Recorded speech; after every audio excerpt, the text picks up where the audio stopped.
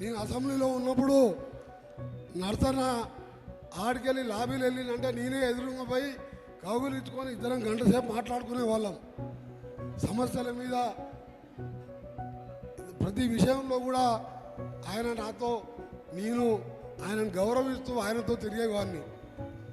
నేను ఇవాళ 5 సార్లు ఎమ్మెల్యేగా, ఒకసారి ఎంపీగా గెలిచినా నడుతున్న దాంట్లో ఇంత కూడా లేదు. నేను ఆయన కంటే ఆయన ఒక పెద్ద మహోన్నత వ్యక్తి. ఆయన అలాంటి వ్యక్తి ఈరోజు నిన్న 100 ఏళ్ళు ఆరోగ్యంగా ఉండాలని, ఆ కుటుంబం అంతా చల్లగా ఉండాలని, 5 అన్నదమ్ములు, 10 ఎకరాల భూమి, మనిషికి 2 ఎకరాలలో వ్యవసాయం చేసుకుంటూ వచ్చిన జీతం పేదోళ్ళకు సహాయం చేస్తూ ఎమ్మెల్యే జీతాన్ని ఆ 2 ఎకరాల మీద వ్యవసాయాన్ని ఆయనే స్వయంగా చేసుకుంటూ ఆ కుటుంబాన్ని సాగించిందంటే ఇది మామూలు విషయం కాదు.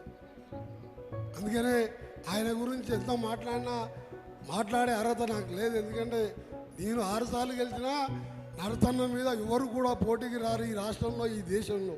అలాంటి నరసన్న గారికి ముఖ్యంగా ఇంత మహానటుడు ఆయన రోల్ చేసుకోవడం ఈయన కూడా మన శివరాజ్ కుమార్ గారు నిన్న ఖమ్మంలో ఉంటే మన నరసన్నపై కలుస్తా అంటే ఒక మాట అన్నాడంట శివరాజు గారు, దేవుడి దగ్గరికి మనం వెళ్ళాలి, దేవుడు మన దగ్గరికి వచ్చేది అని చెప్పి.